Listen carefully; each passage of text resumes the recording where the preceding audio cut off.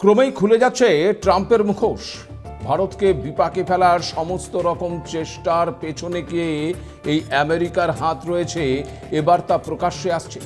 কখনো শুল্ক ভিসা, কখনো ইরান রাশিয়ার সঙ্গে ব্যবসায় চাপ, কখনো আবার ভারতের সঙ্গে বাণিজ্য চুক্তি আটকানোর নেপথ্যে আজগুবি দাবি, আবার কখনো পাকিস্তান এবং বাংলাদেশের তরফে ভারতের বিরুদ্ধে চক্রান্ত। এ সব কিছুর পেছনেই যে আমেরিকা এবং ট্রাম্পের অদৃশ্য হাত রয়েছে তা কি স্পষ্ট হয়ে যাচ্ছে এবার। বাংলাদেশ জুড়ে ডিপ স্টেটের নেপথ্যে আমেরিকার হাত থাকার গোপন অডিও এবার প্রকাশ করল ওয়াশিংটন পোস্ট। একে তো ট্রাম্পের বিরুদ্ধে তার নিজের দেশেই ক্রমাগত আওয়াজ উঠছে, তার মধ্যে কি এবার মার্কিন সংবাদ মাধ্যমও ট্রাম্পের গোপন তথ্য প্রকাশ্যে ময়দানে নামলো। ভেনেজুয়েলার পর গ্রিনল্যান্ড দখলে মরিয়া ট্রাম্প। মার্কিন প্রেসিডেন্টের এই আগ্রাসন নীতি তার দেশের একটা বিরাট অংশ মেনে নিতে পারছে না। ওয়াশিংটন পোস্টে অডিও টেপ ফাঁসের খবর কি তারই প্রমাণ দিচ্ছে। ভাইরাল অডিও ঘিরে কোন বিপজ্জনক সম্ভাবনার দিক উঠে আসছে।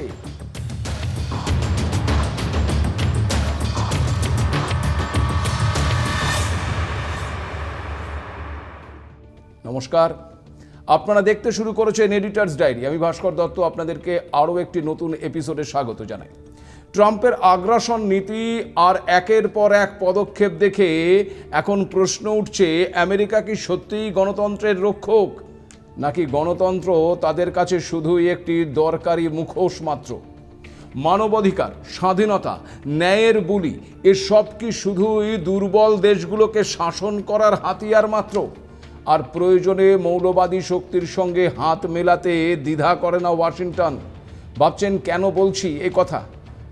তাহলে আপনাদেরকে জানিয়ে রাখি যে আমরা এ কথা বলছি না।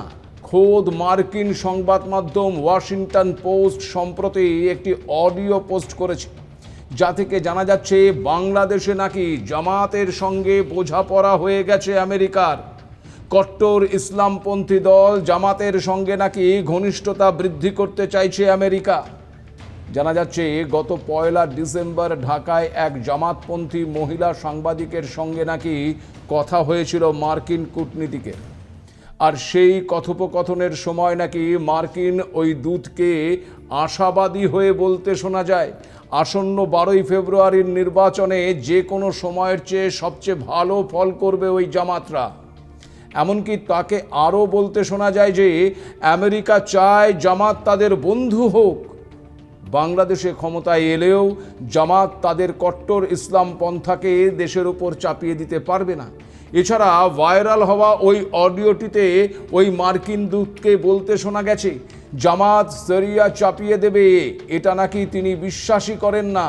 আর যদি দলের নেতারা তা করার চেষ্টা করেন তাহলে নাকি আমেরিকা পরের দিনই তাদের ওপর 100% শুল্ক চাপিয়ে দেবে।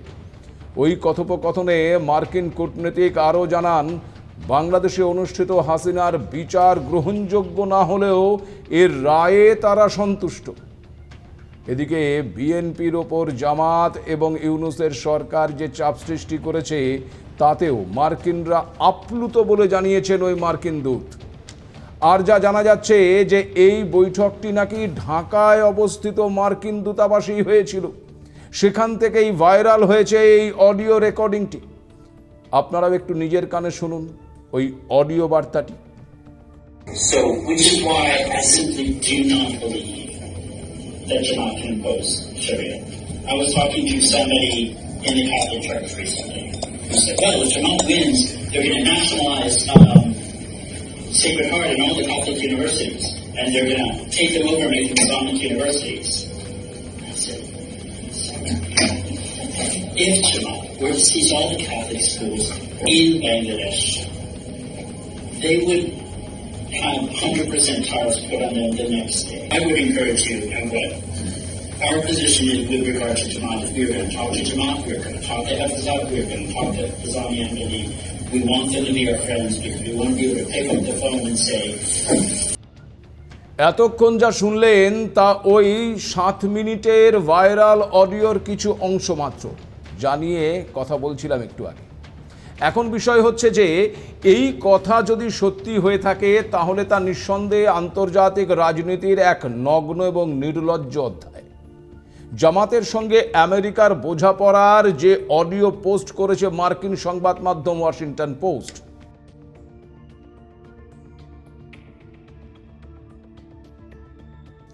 আর দেখুন, একটা বিষয় স্পষ্ট যে আমেরিকা জামাতের মতন একটি কট্টরপন্থী দলের সঙ্গে বন্ধুত্ব কামনা করছে। আমেরিকার তথাকথিত নীতিবোধের মুখোশ ছিঁড়ে দিতে এতটুকুই কি যথেষ্ট নয়? প্রশ্নটা এটাও যে জামাতকে একসময় আন্তর্জাতিক স্তরে মৌলবাদ, যুদ্ধ অপরাধ এবং সহিংস রাজনীতির প্রতীক হিসেবে দেখা হতো, সেই জামাতের বন্ধুত্ব চাইছে আমেরিকা। জামাত কি সত্যি আমেরিকার বন্ধুত্বের দাবিদার? যদি তাই হয় তাহলে মানবাধিকার, ধর্মনিরপেক্ষতা, নারী স্বাধীনতা, আমেরিকার অভিধানে এই শব্দগুলোর কি আর কোনো মূল্য থাকছে? কারণ জামাতের ইতিহাস আপনারা অনেকেই জানেন, আবার হয়তো অনেকে জানেন না। তাই সংক্ষেপে আপনাদেরকে একটু মনে করিয়ে দিই এই জামাতিদের ইতিহাসটা। কিভাবে হলো এদের উত্থান দেখুন। জামাতে ইসলামী এই সংগঠনটি বাংলাদেশের বৃহত্তম ইসলামী রাজনৈতিক দল। 1971 সালে মুক্তিযুদ্ধের সময় বাংলাদেশের সক্রিয় স্বাধীনতা বিরোধী শক্তি হিসাবে পরিচিত লাভ করে এই জামাতরা। বাংলাদেশের প্রধান রাজনৈতিক দল বিএনপির সঙ্গে জোটবদ্ধ হয়ে রাজনৈতিক ক্ষমতা ভোগ করেছে এই দলটি। মূলত এই সংগঠনটি 1941 সালে ব্রিটিশ শাসনাধীন ভারতেই মুসলিম পণ্ডিত আবুল আলা মওদুদি প্রতিষ্ঠা করেন, যিনি সমাজকে ইসলামী নীতি অনুযায়ী গড়ে তোলার উদ্দেশ্য নিয়ে কাজ করতেন। সংগঠনটি মূলত ধর্মীয় আদর্শ এবং ইসলামী রাজনীতি নিয়ে গড়ে ওঠে। কিন্তু পাকিস্তান এবং ভারত ভাগের পর পূর্ব পাকিস্তান বা বর্তমানে বাংলাদেশে এর প্রভাব বাড়তে থাকে। 1971 সালে মুক্তিযুদ্ধের সময় জামাতে ইসলামী একটি অন্যতম বিতর্কিত ভূমিকা পালন করেছিল বলে অভিযোগ। স্বাধীনতার সমর্থনে যুদ্ধে অংশ না নিয়ে বরং পাকিস্তানি বাহিনীর পক্ষে অবস্থান নেবার অভিযোগ রয়েছে এই সংগঠনটির বিরুদ্ধে। মুক্তিযুদ্ধ চলাকালীন শান্তি কমিটি নামে কিছু গোষ্ঠীর সঙ্গে যুক্ত থেকে মুক্তিযোদ্ধাদের বিরুদ্ধে কাজ করার অভিযোগও ওঠে জামাতদের বিরুদ্ধে। বাংলাদেশের স্বাধীনতার পর এই কারণেই এই ইসলামী দল হিসেবে তাদের রাজনৈতিক অস্তিত্ব প্রায় অচল হয়ে যায়।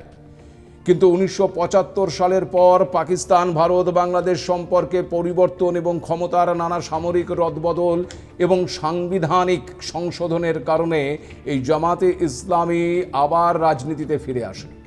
মূলত জিয়াউর রহমানের সময় পাকিস্তানের বিরুদ্ধে নিষিদ্ধ অবস্থান থেকে বের হয়ে তারা আবার রাজনীতিতে অংশগ্রহণ করার সুযোগ পায় এবং বিএনপির সঙ্গে জোট গঠন করে নির্বাচনে অংশ নেয়। 1990 এবং 2000 দশকে বিএনপির জোটের অংশ হিসেবে জামাতে ইসলামী সংসদীয় রাজনীতিতে সক্রিয় ভূমিকা রেখেছিল। তবে একাধিক নির্বাচনেই তারা অংশ নিলেও মূল দল হিসেবে কখনোই সংখ্যাগরিষ্ঠতা পায়নি। জামাতের বিরুদ্ধে সংখ্যালঘুদের বিরুদ্ধে বিশেষ করে হিন্দু সম্প্রদায়ের প্রতি সহিংসতা এবং বৈষম্যের অভিযোগ উঠেছে বারবার। 2008 সালের সাধারণ নির্বাচনের আগেও আওয়ামী লীগ সংযুক্ত অপরাধ ট্রাইব্যুনাল স্থাপন করে, যা জামাতের ইসলামী সহ অনেক নেতার বিরুদ্ধে যুদ্ধাপরাধ মামলা নিয়ে আসে। 2009 থেকে শুরু হওয়া এই ট্রাইব্যুনালে জামাতের শীর্ষস্থানীয় নেতা আব্দুল কাদের মোল্লা, মতিউর রহমান নিজামী, আলী আহসান মোহাম্মদ মুজাহিদ সহ একাধিক নেতারা যুদ্ধ অপরাধের দায়ে সাজাপ্রাপ্ত হন, আর এর মধ্যে অনেকেই আবার ফাঁসির সাজাও পায়। এরপর 2013 সালে আনুষ্ঠানিকভাবে রাজনৈতিক দল হিসেবে রেজিস্ট্রেশন বাতিল করে দেওয়া হয় এই জামাতে ইসলামীর। 2024 সালে আবার তৎকালীন বাংলাদেশ সরকার তাদের এবং তাদের ছাত্র শিবিরকে টেরোরিস্ট সংগঠন হিসেবে ঘোষণা করে। কিন্তু রাজনৈতিক অস্থিরতা এবং 2024-এ হাসিনা সরকারের পতনের পর জামাতরা পুনরায় আবার রাজনীতিতে ফিরে আসে। সমালোচকদের মতে 1971-এর ইতিহাস, যুদ্ধ অপরাধের অভিযোগ, সংখ্যালঘু সম্প্রদায় এবং ধর্মনিরপেক্ষতার প্রতি জামাতের অবস্থান বাংলাদেশের সাংবিধানিক মূল্যবোধের সঙ্গে একেবারেই ম্যাচ করে না। এর জন্য জামাতে ইসলামের ভবিষ্যৎ এবং ভূমিকা নিয়ে বিতর্ক কিন্তু আজও অব্যাহত। আর এমন মৌলবাদী জামাতের সঙ্গে আমেরিকার বন্ধুত্ব প্রীতির নেপথ্যে আসল কারণটা কি? শুধুই কি বাংলাদেশকে বশে আনার কৌশল, নাকি এর নেপথ্যে রয়েছে ভারতের বিরুদ্ধে অবিশ্বাস্য কোনো গোপন ছক? ভাইরাল অডিও ঘিরে ইতিমধ্যেই বহু প্রশ্ন উঠতে শুরু করেছে। যেমন ওই অডিওতে মার্কিন কূটনীতিক দাবি করছেন যে বাংলাদেশে অনুষ্ঠিত হাসিনার বিচার গ্রহণযোগ্য না হলেও তার রায়ে তারা সন্তুষ্ট। অর্থাৎ বিচার প্রক্রিয়া গ্রহণযোগ্য নয়, তবু তার রায় পছন্দ। এ কেমন নৈতিকতার দ্বিচারিতা? অর্থাৎ বিচার নয়, ন্যায় নয়, ফলাফলটাই আসল। আর সেই ফলাফল যদি আমেরিকার ভূ রাজনৈতিক স্বার্থের সঙ্গে মেলে তাহলে সব ঠিক।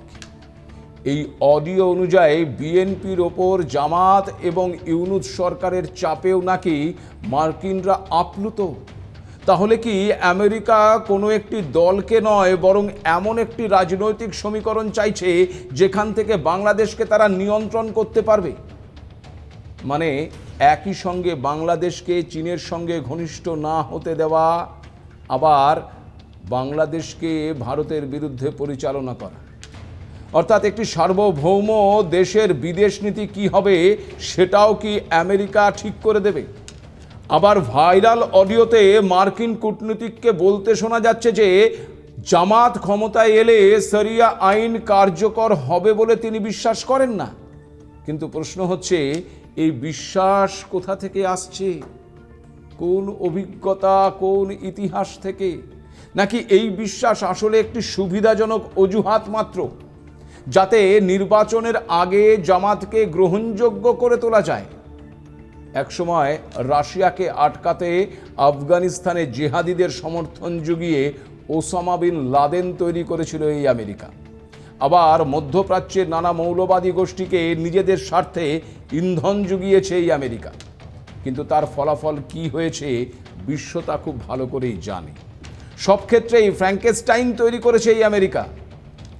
এই সমস্ত ঘটনার প্রেক্ষাপটে বাংলাদেশের নির্বাচনের আগে হঠাৎ করে মার্কিন তৎপরতা বেড়ে যাওয়া যে মোটেও কাকতালীয় নয়, তা এতক্ষণে নিশ্চয়ই আপনারাও বুঝে গেছেন। দেখুন, আওয়ামী লীগ শুরু থেকেই অভিযোগ করে আসছে যে বাংলাদেশের অন্তর্বর্তীকালীন সরকারের প্রধান উপদেষ্টা মোহাম্মদ ইউনূস পাকিস্তানপন্থী মার্কিন চর। এই অভিযোগ রাজনৈতিক হতে পারে, আবার অতিরঞ্জিতও হতে পারে, কিন্তু সাম্প্রতিক ঘটনার প্রবাহ কি সেই কথাকেই মান্যতা দিচ্ছে না? এর মধ্যে নতুন মার্কিন রাষ্ট্রদূত ব্রেন্ট ক্রিস্টেনসেনের নিয়োগ, নিরাপত্তা উপদেষ্টার খলিলুর রহমানের সঙ্গে বৈঠক, তারপর অন্তর্বর্তী সরকারের প্রধান উপদেষ্টা ইউনূসের সঙ্গে বৈঠক, সব মিলিয়ে ছবিটা কিন্তু খুব পরিষ্কার। আর ট্রাম্পের আমেরিকা বরাবরই এই খেলাটাই খেলছে। একদিকে মানবাধিকারের ভাষণ দিচ্ছে, আর অন্যদিকে স্বার্থের রাজনীতি করছে। একদিকে গণতন্ত্রের সার্টিফিকেট বিলি করছে, আবার অন্যদিকে মৌলবাদী শক্তির সঙ্গে গোপন বোঝাপড়া করছে। আর এটা কি শুধুই বাংলাদেশকে হাতের পুতুল বানানোর চেষ্টা, নাকি এর নেপথ্যে আমেরিকার বড় কোনো কৌশল কাজ করছে, যার মূল লক্ষ্য শেষ পর্যন্ত ভারতকে অস্থির করা? দেখুন, ভারত মহাসাগরীয় অঞ্চল, ইন্দো প্যাসিফিক স্ট্র্যাটেজি আর চীনকে ঘিরে মার্কিন উদ্বেগ, সব কিছুর কেন্দ্রে রয়েছে কিন্তু ভারতই। অন্যদিকে ভারতের নিরাপত্তার প্রশ্নের সঙ্গে জামাতের নাম গভীরভাবে জড়িয়ে রয়েছে। ভারত আজ যখন অর্থনীতি, কূটনীতি এবং সামরিক শক্তিতে নিজের জায়গায় অনড় রয়েছে, তখন কি ভারতের চারিপাশে লো ইন্টেন্সিটি ইনস্টেবিলিটি তৈরি করার চেষ্টা চালাচ্ছে ওই আমেরিকা? কারণ আপনারা জানেন, পাকিস্তান দীর্ঘদিন এই চেষ্টা চালিয়ে গেছে এবং এখনও যাচ্ছে। কিন্তু বিষয় হচ্ছে, এখন যদি বাংলাদেশের রাজনৈতিক ভারসাম্য বদলের মাধ্যমে ভারতের ওপর চাপ বাড়ানো হয়, সেটা যে আমেরিকার বৃহত্তর এশীয় ক্যালকুলাসের অংশ নয়, তা কি কেউ জোর গলায় বলতে পারে? ওয়াশিংটনের কাছে ভারত আজ প্রয়োজনীয় মিত্র হলেও পুরোপুরি নিয়ন্ত্রণযোগ্য নয়। শুল্ক হুঁশিয়ারি দিয়ে ভারতকে দমানো যায়নি। আবার ভারত মার্কিন চুক্তি না হওয়ার পেছনে অদ্ভুত যুক্তি খাড়া করা হয়েছে। ইরানের সঙ্গে মার্কিন দ্বন্দ্বেও টার্গেট করা হয়েছে ভারতকেই। পরোক্ষে ইরানের সঙ্গে ভারতের বাণিজ্য বন্ধের হুঁশিয়ারিও দিয়েছেন মার্কিন প্রেসিডেন্ট। এত কিছুর পরেও ভারতকে কিন্তু বাগে আনতে পারেননি ট্রাম্প। আবার বাংলাদেশে যে ভারত বিরোধী জিগির উঠেছে তা বিএনপির তারেক রহমানের প্রত্যাবর্তনের পর অনেকটাই স্থিমিত হতে শুরু করেছে। পাকিস্তানপন্থী ইউনূস এবং জামাতদের উল্টো পথে হেঁটে নো পাকিস্তান নো ভারত অবস্থান নিয়েছে বিএনপি। সে কারণেই কি তবে এবার ভারতকে বিপাকে ফেলতেই জামাতকে উস্কানি দিচ্ছে ট্রাম্পের আমেরিকা? প্রশ্ন উঠছে সেখানেও। তবে আপনাদের জানিয়ে রাখি যে ঘরে বাইরে চাপে পড়ে এবার ভোল বদল করতে শুরু করেছে আমেরিকা। কারণ জল ঘোলা করে খেয়ে এবার ভারতের ওপর চাপানো 25% শুল্ক তুলে নেওয়ার ইঙ্গিত দিয়েছে ওয়াশিংটন। তাহলে কি আমেরিকা বুঝেছে যে ভারতকে বেশি চাপ দিলে তার উল্টো ফল হতে পারে? কারণ আপনারা জানেন যে একদিকে রাশিয়া, অন্যদিকে গ্লোবাল সাউথ, দু জায়গাতেই নিজের অবস্থান কিন্তু শক্ত করে ফেলেছে এই ভারত। এই পরিস্থিতিতে ভারতকে পুরোপুরি চাপে রাখলে ভারত কিন্তু আমেরিকার বিকল্প মেরুর দিকে ঝুঁকবেই। ঠিক যেমন ইউরোপীয় ইউনিয়নের সঙ্গে একটি মেগা ট্রেড ডিলের চূড়ান্ত হওয়ার কথা চলছে। আর সেই ভয়েই কি ট্রাম্প শুল্ক প্রত্যাহারের ইঙ্গিত দিচ্ছে এখন ভয় থেকে? আর এখানে আরও একটি প্রশ্ন উঠছে, শুল্ক ছাড়ের বিনিময়ে ভারতের থেকে আমেরিকা ঠিক কী আশা করছে? কারণ আমেরিকার হাসির আড়ালে সবসময় কোনো না কোনো ছক লুকিয়ে থাকে। আজ শুল্ক তুলছে, কাল আবার হয়তো নতুন শর্ত আনবে। ইতিহাস অন্তত সেটাই বলে। আর সে কারণেই কি শুল্কের চাপ দিয়ে কাজ না হওয়ায় এবার পথ বদলাচ্ছেন ট্রাম্প। সে কারণেই বাংলাদেশকে কাজে লাগিয়ে আমেরিকা কি সচেতনভাবেই এমন পরিস্থিতি তৈরি করতে চাইছে যাতে ভারত ব্যস্ত থাকে নিজের প্রতিবেশী সামলাতে, যাতে ভারতের আত্মবিশ্বাস দমে যায়, মনোবল ভেঙে যায়। ফলে এই পরিস্থিতিতে ভারতকে সদা সতর্ক থাকতে হবে। কারণ আঘাত সরাসরি না এসে ঘুরপথে আসার সম্ভাবনাও কিন্তু থাকছে। আর বাংলাদেশ চীন না আমেরিকা কাদের মেগা ক্যালকুলাসের গুটি হতে চলেছে।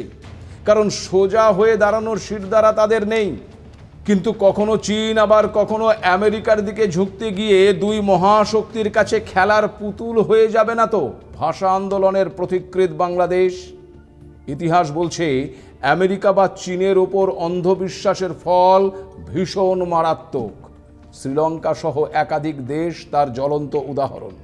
ফলে সেই মূল্য আগামীতে চোকাতে গিয়ে বিক্রি হয়ে যাবে না তো গোটা বাংলাদেশটাই? আজ এ পর্যন্তই। নমস্কার।